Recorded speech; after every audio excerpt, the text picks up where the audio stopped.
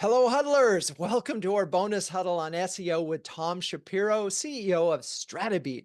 Tom has some exciting news from a recent study Stratabeat conducted on the SEO performance of several hundred websites. And given the critical importance of optimizing search engine performance, I know you'll appreciate these findings. So with that, hello, Tom. How are you and where are you this amazing day?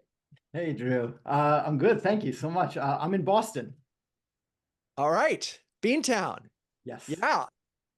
Uh, and it's kind of a funky day, right? It's sunny, but it's after a few days of warmth, it kind of chilled back down, but not here, not in CMO huddles. We are bright and shining and ready to go. So we're gonna share some slides, right? And Yes. you're gonna do that. Why don't you go ahead and do that?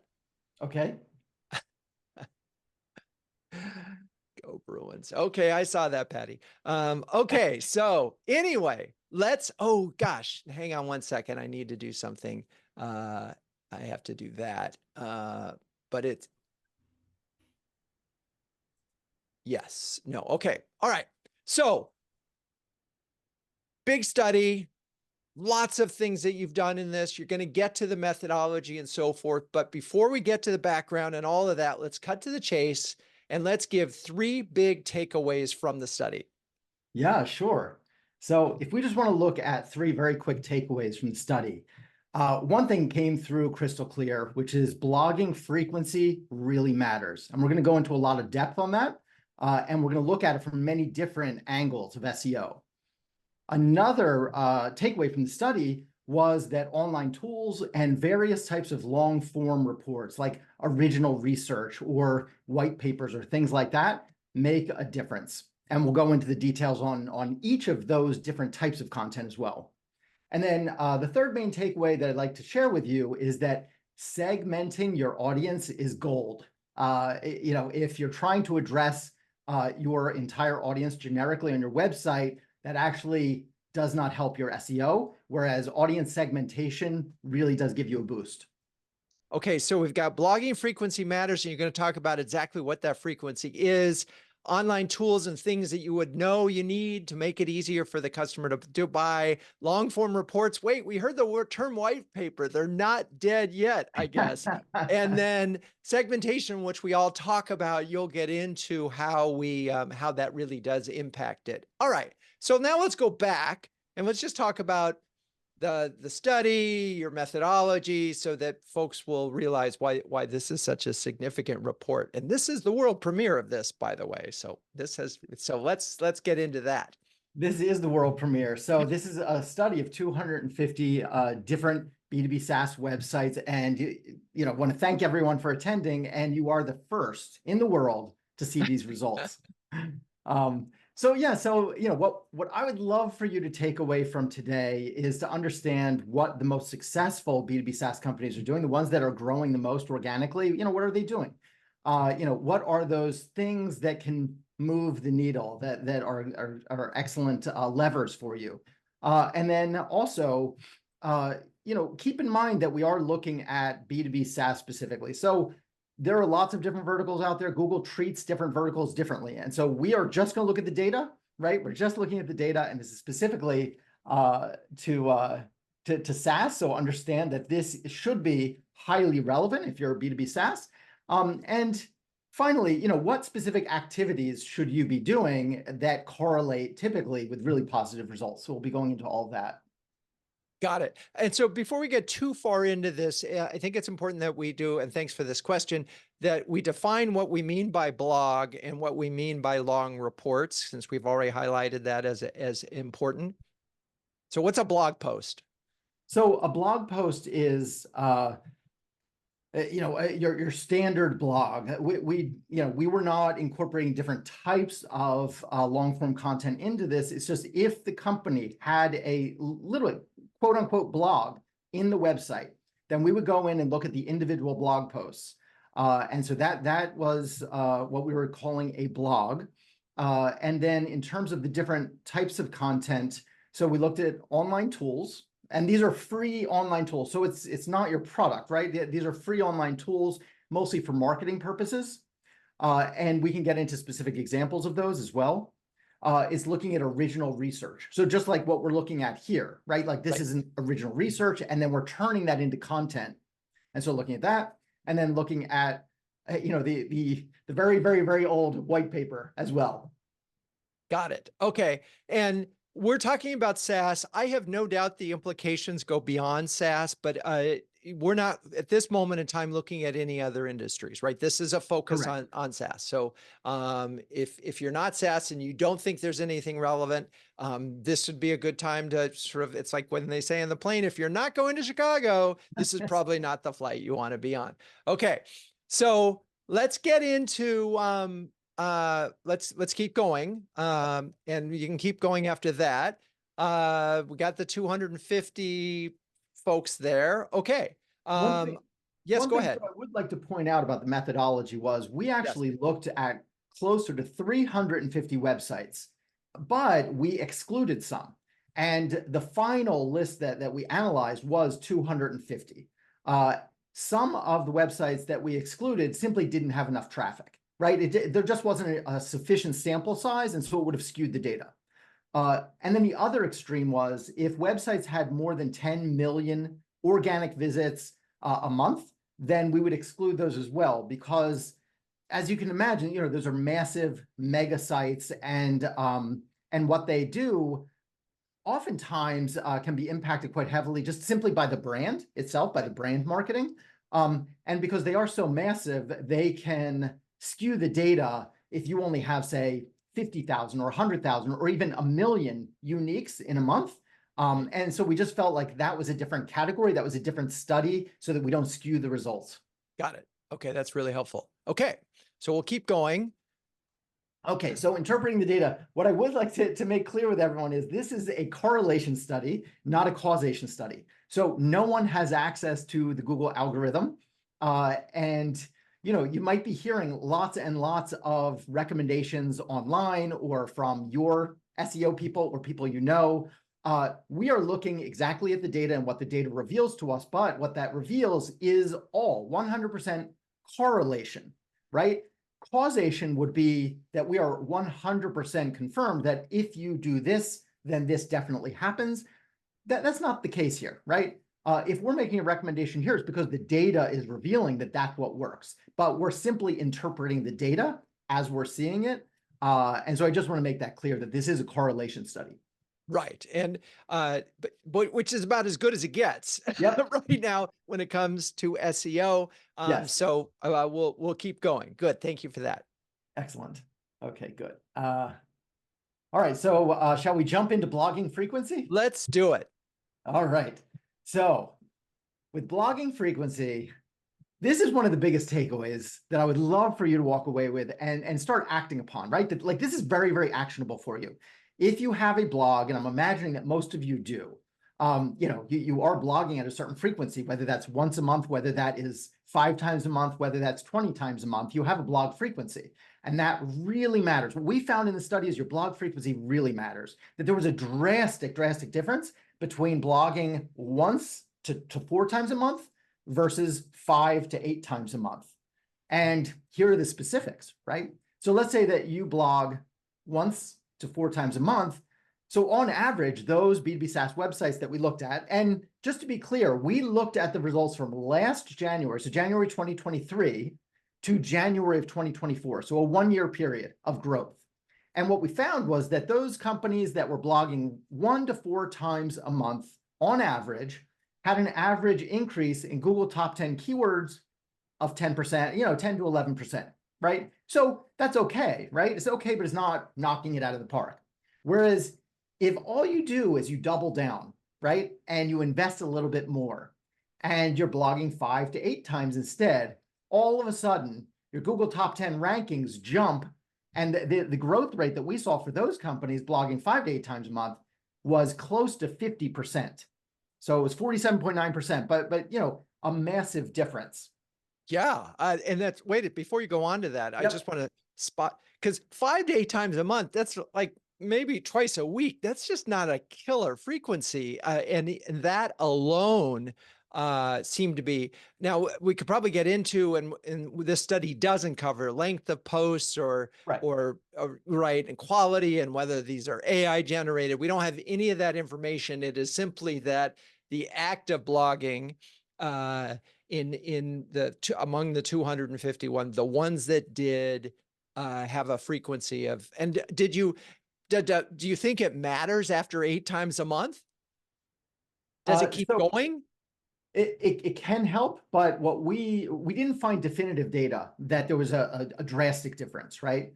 And so I think it depends on the company. It depends on what you're doing. For example, if we were to jump out of these 250 companies and instead look at the mega companies, the ones with more than 10 million in monthly organic visitors. So I'll give you an example. SEMrush. So they blog 93 times a month, 93 times. Oh my God. And they increased their organic traffic this past year by 471%. So if you're going to ask me, does it help to blog more? Yes, yes, it does. But we're trying to make this very actionable. We're trying to look for the sweet spot, right? And also, what is low-hanging fruit for you? What's very actionable? What's low-hanging fruit? And as Drew said, if you're already blogging a bit, all you need to do is just double down or invest a little bit more, just increase your cadence a little bit. And the ROI is massive. Where else can you get a 4.5x ROI simply by increasing your frequency? Very rare, right? And so as I'm thinking about this for the folks, so we're going from once a week to twice a week. And obviously behind the scenes for these folks, there's SEO analysis, they're writing to keywords that matter. This isn't sort of, it can't be just 8 random posts. I mean, obviously there's an SEO strategy behind these posts that is helping these folks get ranked for the keywords that they want to get ranked on, right? I mean, it can't be just random. Right. Quality really does matter. Yeah. It's not just blogging for blogging's sake. Quality matters. Okay. So, all right. And keep going. All righty. So we just talked about the impact on Google rankings, and obviously fantastic, right?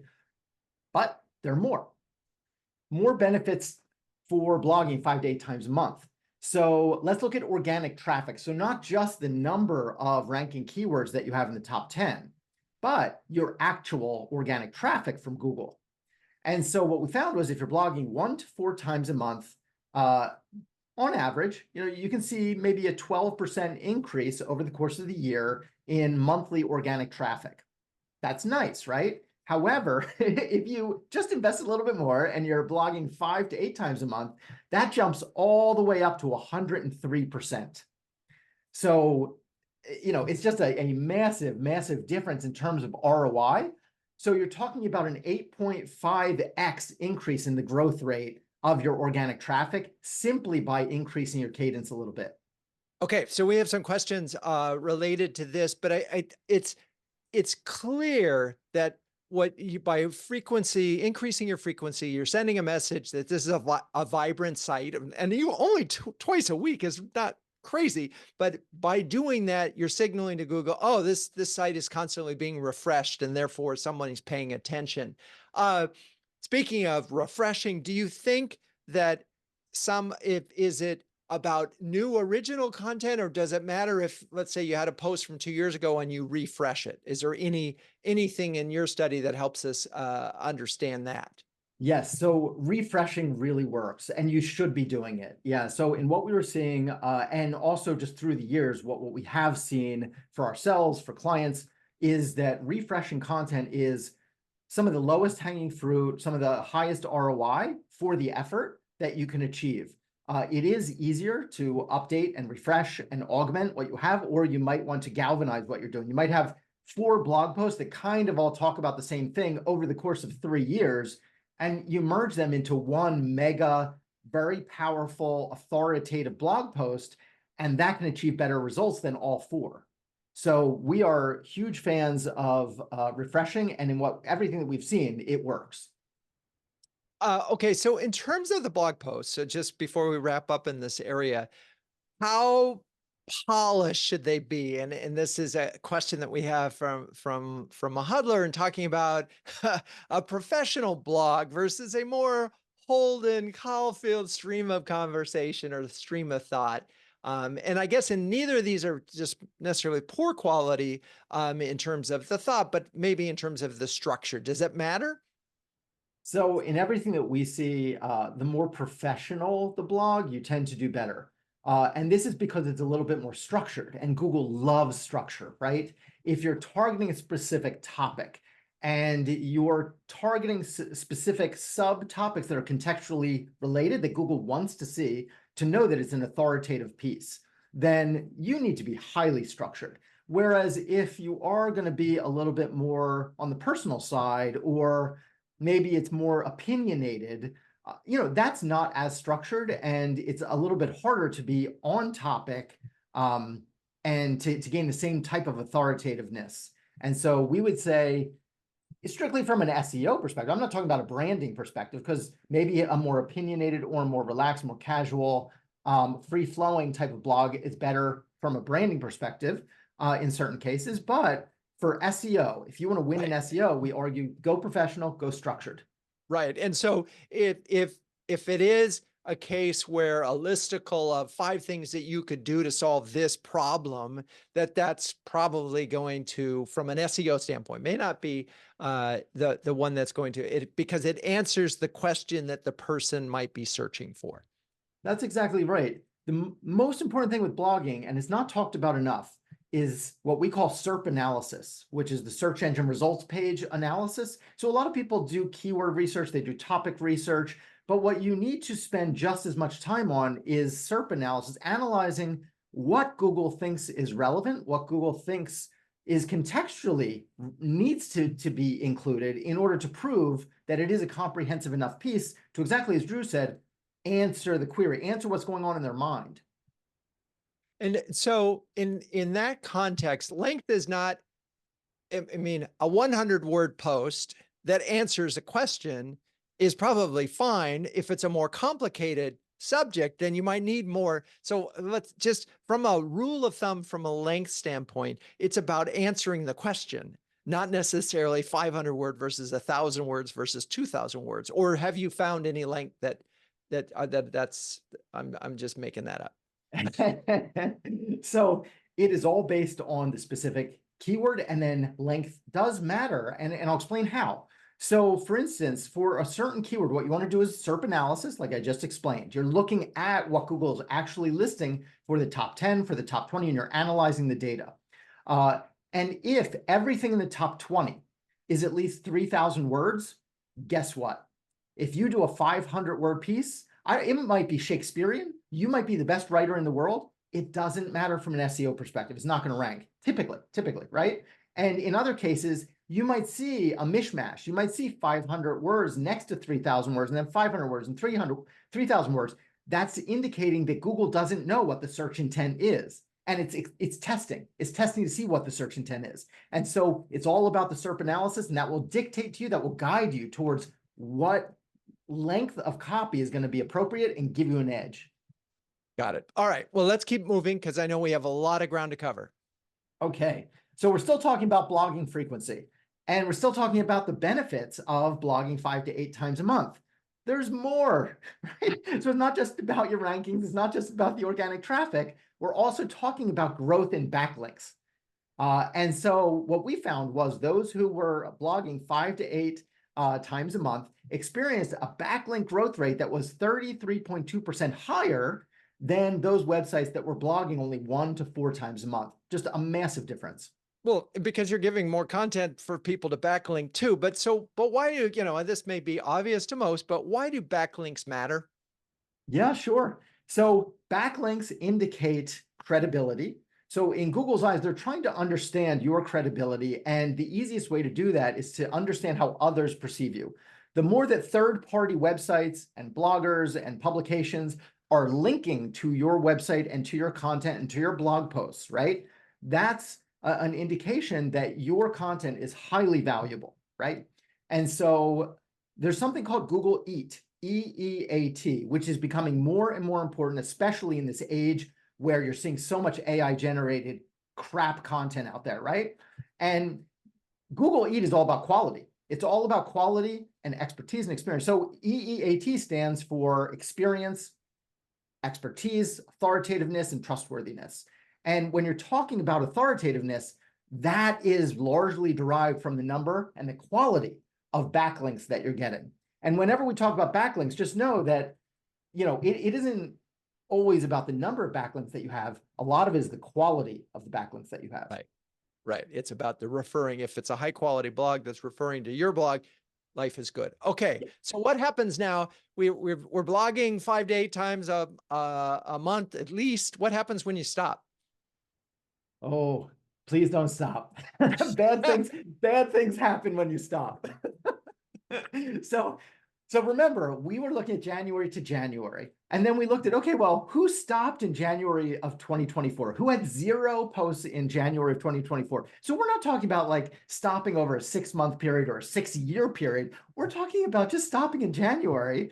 Those blogs experienced a 15% decline on average. So if you're blogging, keep going, keep doing it. The cadence really matters is what we're finding.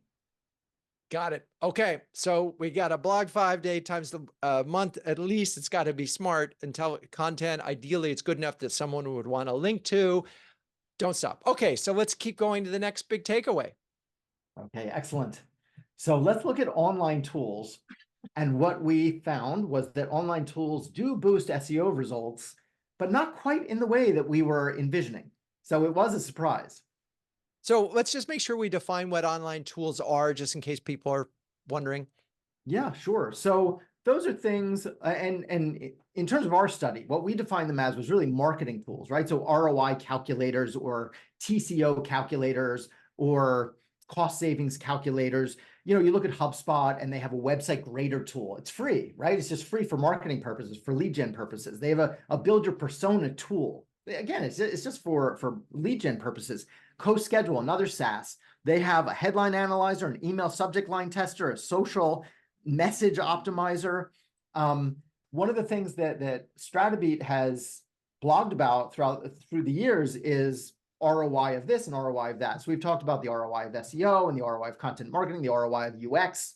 And one of the things that we just decided, literally just last month, was, hey, let's add calculators to all of our ROI blog posts. And so a calculator can be anything, but in our study, it's for marketing purposes. Got it. All right. So online tools. So talk about what was it that it wasn't expected that happened? Okay. So typically, you would create online tools thinking that you're going to benefit by getting a lot of referring domains and backlinks pointing at your tools, right? Because they're unique. They cut through all the noise out there. What we found was, yes, you did increase your backlinks and your referring domains. However, there really wasn't that much of a difference between those websites that were offering online tools and those who were not. And so really where we found the difference was there was a substantial lift in your Google top 10 keyword rankings, right? And so if you were offering online tools, you on average experienced a 40.8% increase in the number of top 10 rankings that you had. For those who did increase their rankings, right? For those who offer tools and increase their rankings, the average lift was actually closer to 46%. So even better. For those websites that were not offering online tools, not so good, right? They did see a little lift, but it was only 16%. So, you could expect a 2.5x difference if you were offering online tools. Interesting. And I wonder, I mean, again, with this causation correlation question at the beginning, just the notion of providing tools, which is very sort of customer helpful and centric. I wonder if that just sort of trickles to everything else that there's a certain awareness. Oh, we're going to help the visitor solve their problems, and that it sort of collectively is enhancing their appeal to Google. Yeah, they really are helpful, and we really do see utilization. So one thing that you can use, and we recommend it very strongly, is using behavioral analytics, where you can see exactly what they're doing on your page. So it's not just about SEO, right? It's about once they land on the page, then what are they doing? And behavioral analytics is a fantastic way for you to do heat mapping and click mapping and scroll mapping and attention mapping, and also record. So it's a video recording of every single visitor on your site. And you can slice and dice the data any which way makes sense, and then see for that particular segment of your audience, how are they behaving on the page? Is it a fluid experience? Is it a great experience? Or is there a lot of friction involved? So I don't want to get too sidetracked there, but Right. yeah, there's a lot that we could dive into. Yeah, no, and it feels like, I mean, obviously, if you have a tool that nobody uses, that's probably pretty useless. But so the assumption with these tools is that you've created something that someone would actually want to use, and once they did use it, Google would sort of notice that, and it would have a cumulative effect. Okay, so keep going on the benefits here. Great. So we talked about Google top 10 keyword benefits. Also, just as we saw with blogging 5 to 8 times a month, there is organic traffic benefit as well. So for those websites that were offering online tools, we saw a 20% improvement in their organic traffic over the course of the year on average, right? And for those that did offer online tools and did increase their traffic, the average increase was 35.7%. So a very substantial lift in organic traffic. Those who were not offering tools only saw a 6.4% lift in their traffic throughout the year. So it's relatively flat. Got it. Okay, so next big takeaway. Oh, no, there's a little bit more here. Yeah, just pointing out, that's a 3.1x difference. So the ROI there is very substantial. And we talked about backlinks and referring domains, right? So if you offer online tools, we did see an average lift in referring domains of 31% over the course of the year, which is massive, right? A 31% lift in your referring domains. The thing is, we also saw a substantial lift in referring domains from others as well. And so there just was nothing really definitive that we could point to there. And so that's why we held off on including that data. Got it. All right. So the next big takeaway is about original research, which of course this study is an example of. So clearly you, as CEO of Stratabeat, are drinking your own champagne here. Talk a little bit about what the impact of original research and what that looks like. Yes. So we absolutely love original research and encourage all of you to engage in it. We think that it's so beneficial for SEO, but it's also so beneficial for adding value to your audience, adding a unique perspective and unique insights for your audience, which is invaluable. We find that it really cuts through a lot of the noise out there. And from an SEO perspective, we can confirm, yes, it does help you generate more Google top 10 rankings.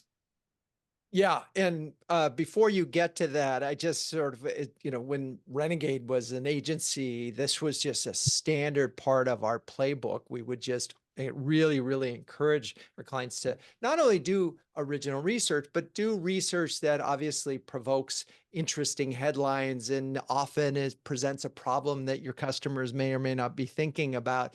And if any of you are thinking about original research and don't know how to get started, we have another partner, and we're happy to connect you with them. It's Becky over at Redpoint, and happy to connect you because you can do these studies now very cost effectively. And so I want to point that out. Okay, so results of research. Yeah, so what we found with the results of doing original research is that it has an impact on your Google top 10 ranking keywords. Specifically, what we found was that on average, those companies that were offering original research did see a lift in the number of top 10 keywords of 25%. So pretty substantial. And then those who were offering original research who did see a lift, so just looking at that segment, the average lift was 36%. So again, very, very substantial. And it's not to say that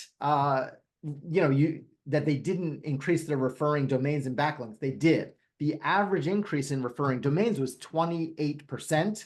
But again, we weren't seeing that delta between those offering original research and those not offering original research in terms of referring domains. And so that's something that we need to dig into a little further.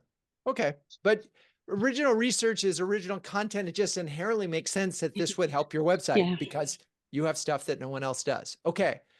Keep going. All right. Excellent. So white papers, they still have value. wait. I just love the fact that we're mentioning this term that was like used when I first got into the business. I remember working on IBM. It's like, oh, we got to get another white paper out. And, it just feels so old school. Maybe you could put a new school definition on this. So, it doesn't feel like that thing that nobody reads. Yeah, I mean, hopefully you're making it much more timely and much more relevant, and something that with a topic that resonates much more than just a bland technical walkthrough that, as Drew was saying, yeah, really no one's gonna take a look at. So it's all about high quality content. And what we did find was there actually is an SEO boost. We were surprised. We were surprised to see it because white papers are kind of old school, but there was a boost in SEO results. So specifically, not as crazy a boost to say blogging 5 to 8 times a month. Certainly not like that. Not like online tools, but you did see a boost. So if you offered white papers, the average improvement through the course of the year was 23.2%. In an increase in Google top 10 keywords. If you didn't offer white papers, it was only 4.9%. The thing is, most of the sites were offering some type of white paper. You can see up in the paragraph above. So 77.6% of the sites that we were looking at were offering white papers. Okay. So, well, before we get to this, I want to just talk about this. So original research and white papers, which are often sometimes the output of original research, are much more time consuming, work intensive, resource intensive.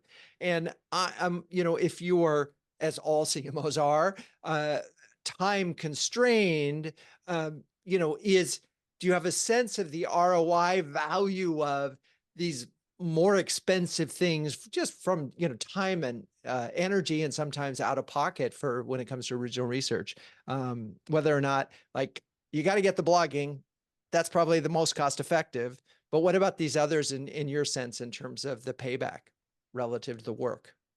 Yeah, so with things like online tools and things like original research, there's a massive payback. And it's not just SEO. We're talking about SEO today, but there's a massive a benefit in terms of cutting through the noise, in terms of expanding your reach, in terms of attracting new audiences to your website and to your content and to your brand.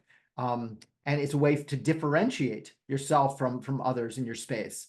And so it's all about the quality of the insights and also the creativity that you have. One thing which we unfortunately, didn't study this time, and it would be a massive, massive effort to even try to do it, is content promotion, right? So what are all the different ways that you're trying to promote your content? Because that can factor into your results as well. And there are those out there who are very, very sophisticated and very active and very proactive in terms of content promotion. And we see many, many SaaS out there that are they're pumping out content and they do not know how to promote it. And so the content might be fantastic, might be wonderful, might be high value, yet if they're not promoting it, we've seen this time and time again, companies that don't promote their content effectively, that do not see a big ROI from it. They might see some ranking improvements, but they're not seeing the ROI that they really should. Got it. A real important question here on this, and thank you for that, is for the white papers in particular, and maybe even these tools, gated or ungated? So we would definitely test it. We would definitely. So I know that a lot of websites now are on the bandwagon of ungated. We still see a tremendous amount of value in securing emails through gated content. And so I think it depends on the type of content it is, right? Let's say that you have some original research that's lightweight, very easy for you to generate. And let's say it's on a monthly cadence or weekly cadence, something like that, maybe, go ungated, right? But something that, is a much more substantial effort where it's a differentiator. You know that your competition doesn't have anything like it. Let's say it's proprietary data and it took you 6 months to put this together, gate it. Definitely gate it, we would say. Interesting. Yeah. My feeling is if it's good enough to charge for it, you ought to gate it. If it's not, what do you think? Like it's like a book, it's gated. Okay. Cause you have to go and pay for it. But most of this content, the point of it is to get them to read it, enjoy it, share it, use it as part of their research thing. So I am definitely on the fan of of ungated. And I'd love to see the studies on that, because it's, the leads that you get from someone downloading it are often garbage. They gave you the email because they wanted the report, and then they read the report and then they don't take an action. So I'd just be really careful on the ungating decision. Okay. There was one more question about the blogging versus, say, video as a form of content. And I don't think this research really addressed that, right? Correct. This research did not address a comparative view of the value of blogging versus the value of video production. Right. And by the way, when we talk about white papers, did it matter that this was a document that you could download like a PDF, or if it was just a long form report? We did not differentiate between the two of those. So as long as it was a white paper and advertised or promoted as a white paper, it could be a web page, it could be a PDF, it could be an interactive experience. We didn't differentiate. Got it. Okay.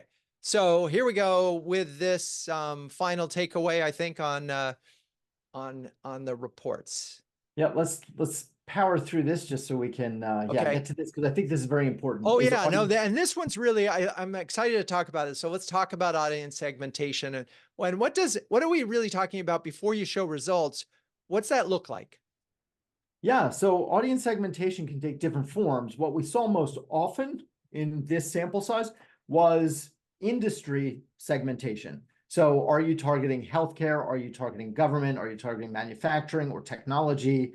So we saw that type of audience segmentation a lot. For certain companies, that might be, a single page for each industry. For others, they would have an entire hub of content for each industry. So it was a unique experience per industry.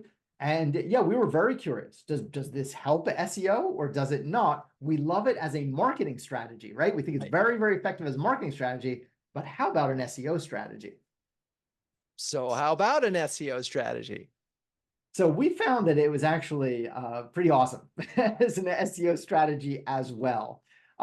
But let me explain what I mean here. So we saw a boost in rankings, right? Like if you were engaged in segmenting your audience and your website, you did see more Google top 10 rankings. And, pretty substantial difference, right? If you did it, you saw a lift of 31.7% on average. And if you did not segment your audience, then you saw a lift of 12.4%. And so you're talking about a 2.6x difference in your growth rate. So right there, it helps you with your rankings. Now, what was interesting was, we did not see, and I'm sorry, before I get to that, for those who did see an increase, that average increase was close to 50%. And so that is massive, right? That's very substantial. And so, for that alone, we felt really strongly that audience segmentation is a strategy that works. Now, I want to explain that we did see benefits with organic traffic. We saw benefits with referring domains as well. With referring domains, for example, again, pretty consistent with other things that we were looking at. There's a 29% lift for those that were engaged in audience segmentation. However, let's go back to organic traffic, right? We were not seeing a huge delta for those who were engaged in audience segmentation versus those who were not. So what gives? How can that possibly be the case that, we're racking up all these rankings and we're not seeing the corresponding traffic? Here's why. If you are engaged in audience segmentation and if you're crushing it with audience segmentation, what does that mean? It means you're crushing it with industry-specific terms. Well, those are necessarily what we call long-term keywords, right? Right. Like CRM software is very, very broad, but CRM software for banking is very narrow and has very little search volume, right? Comparatively. And so what you find is with these industry-specific terms, the volume is very low. However, the intent is very high and the likelihood to convert is very high. And so we find that these industry-specific pages tend to convert at a much higher rate and are much more valuable from a bottom-of-the-funnel perspective. Whereas if you're just going generically, yes, you're going to experience much more traffic, but not all of it is as relevant or as qualified. So before we move on, so when we're looking at things like blog and say tools and research, does it matter from an architecture standpoint? I mean, cmohuddles.com/blog. I mean, that says we have a blog. Does that matter? And then so therefore we'd say cmohuddles slash SaaS, right? In that case, does the architecture at a high level matter to demonstrate to Google that, this is important enough to you that you're treating it that way as a high level architecture? So information architecture does matter. It really matters a lot because your website needs to be very efficiently crawled, more efficient. We call it crawl efficiency, right? And if you have high crawl efficiency, then it's easier for Google to understand your website and to understand the value of it. Whereas the more complicated you make it, the more convoluted, the more you make it vague or hard to understand, you're only hurting your SEO results. In terms of whether it needs to be labeled blog or hub or knowledge hub or whatever it is, the specific term doesn't matter. However, having everything organized does. So one of the things that we do, there's a tool out there that you can easily do this yourself if you want. The tool is called Screaming Frog. Really, that's what it's called. But you use Screaming Frog and you can see the kind of the mapping of your clusters of topics, right? And you can see that throughout your website. And sometimes these clusters are so convoluted and so hard to understand and pick apart. It's really hard to see where you're topically focused, and that hurts you. Where you have a very, very clean architecture, you have folders very clearly labeled, and it's very easy for Google to understand exactly where you are authoritative in, even subtopics and subtopics, and how it all interconnects.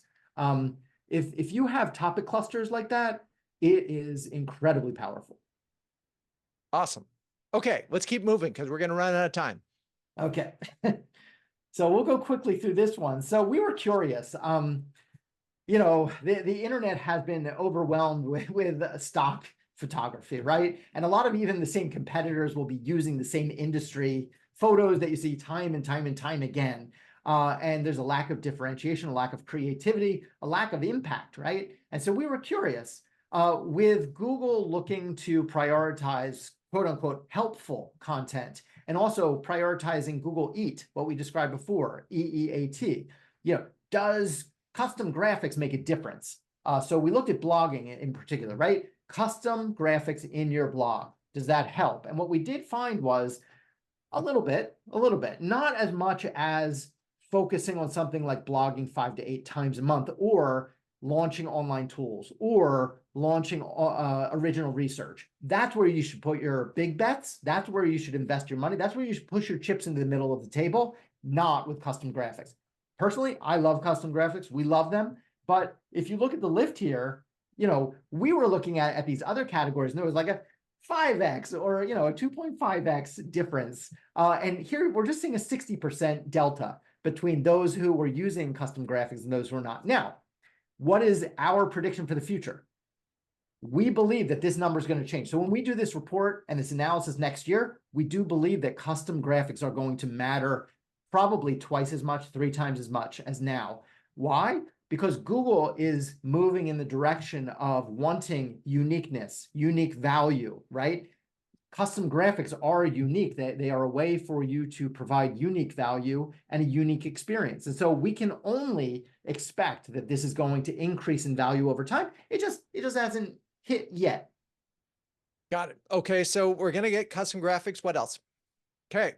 So that is it, unless we want to walk through some surprises. Yeah, let's do it. Okay. So, we looked at a lot of different things, and probably the biggest surprise that we saw was when you were creating online tools, when you're creating original research or white papers. Again, what we were expecting was a massive difference between the companies that were doing this, generating lots and lots of referring domains, so having backlinks pointing at them, and those who were not offering online tools and this long form research. And what we found was everyone was doing a good job in terms of increasing their referring domains. And so that was not where the main delta was, which surprised us, because if you looked at this study 3 years ago, 5 years ago, there was a massive delta between those offering online tools and original research. There was a massive delta in the number of referring domains that you could expect. What our theory here is that content marketing has absolutely exploded over the past 5 years.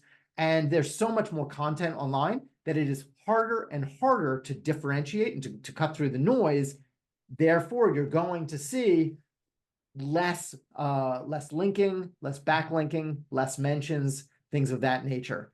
So that was our biggest takeaway from, and biggest surprise from the study.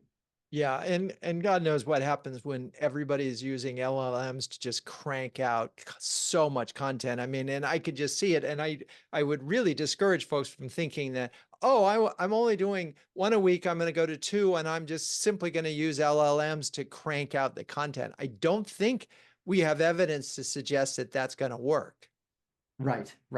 And I do want to remind everyone that we did see a lift in referring domains on these different types of content, like online tools. The lift was 31%, original research 28%. So we did see a lift. It's just, we need to think more holistically of the value of these things. Drew, you brought it up, right? The value that these are very helpful to a potential buyer, that these help you convert. They help you at the middle of the funnel and the bottom of the funnel. If we're talking about ROI calculators, if we're talking about online research that's very unique and differentiated, provides a lot of value. So we don't want to only look at this from the perspective of SEO. Quick question. So we talked about segmentation, like you're targeting government versus, say, manufacturing and something. Did we look at sort of, hey, we're targeting CMOs versus CEOs versus CROs and so forth? Was there any segmentation that way? Did it matter? So far fewer websites target that way. And Right. So it was much more difficult getting a substantial sample size of data. Okay. That's right. You could build it and they may not come. So the question, I guess, on the online tools is, are people actually using those? And I imagine it depends. Yeah, it totally depends. And I'll just tell you that, this was several years ago when I was writing my first book, and I was interviewing a number of CMOs at various SaaS. And I talked to the CMO at Tableau Software. And, my question was, hey, what was the one thing that surprised you the most, that had like the biggest impact on your leads, that increased your leads the most? And without hesitation, it was their online tool, their free online tool. Right. Leads exploded, and not only leads, but qualified leads that converted in the end. And that helped them grow, where ultimately they blew past the $1 billion mark in revenue. And so online tools definitely help from many different aspects, right, including just business building. Got it. Okay. Let's bring it home. Let's wrap all this up in some neat little bundles on action steps for everybody. I think we have another summary slide, perhaps. Yes. Yeah. So some takeaways. So here's what I would recommend. I would say it's low-hanging fruit. You should absolutely do this. Very actionable. Blog at least 5 to 8 times a month. And if you are one of the supersized websites where you're getting over 10 million organic uniques in a month, that's where you want to be going much higher. I mentioned SEMrush is blogging 100 times a month, and they had a lift of 471% in organic traffic over the past year. Massive, right? But if you're under $10 million monthly, I'm sorry, not dollars, 10 million in monthly uniques organically, then you can look to blog 5 to 8 times a month, and you should see a very substantial ROI. So if you're only blogging 4 times a month today, or maybe twice a month, or it's erratic, sometimes it's twice a month, sometimes it's eight a month, try and get on a regular cadence, because that really helps.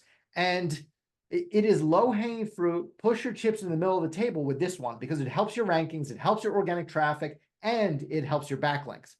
Now, beyond that, we saw the benefits with online tools. You should absolutely be doing online tools, because as we've repeatedly said, it's not only about the SEO benefits, which clearly there are lots of SEO benefits, and they're massive, but it's also because it helps you convert. It helps you with your bottom of the funnel. It's fantastic for driving SQLs and SQOs. And then online research, as we said, another big one, push your chips into the middle of the table. As Drew was saying, you don't have to gate everything, right? And so you can have lighter weight research that you can pump out more frequently. You can benefit from it. And also, you don't have to worry about the gating. But if you are doing more substantial investments in original research, something that say takes 3 to 6 months, it's my personal recommendation that I would say test gating it, because we think that you would still drive massive demand. Just like, I was telling you about Tableau software, they gated everything, right? And they still saw that. They saw, over 1 million backlinks from what they were doing. Amazing. Okay. So now we do have a special offer, right? For the folks that are. We do. So, CMO Huddles is awesome. We love you. And so we wanted to make a special offer where if you were interested in us taking a look at your own website and then comparing it against the industry benchmarks based on our study, we're happy to do that. It's a complimentary thing. We'd be happy to do that and not only provide you with a breakdown of how you're doing in each of these different elements against the benchmarks, but also we'll include a number of recommendations as to how you can bolster and strengthen your SEO results overall. So very happy to do this. You can either email me. My email is right here, tshapiro@stratabeat.com, and happy to do this for you. Or we have a form if you prefer that, stratabeat.com/research/CMO huddles. All right. Well, Tom Shapiro, thank you so much for this this report, this exclusive world premiere of your annual SEO study. We appreciate you and all the things that you're doing to support the community. And thank you, huddlers, for staying with us.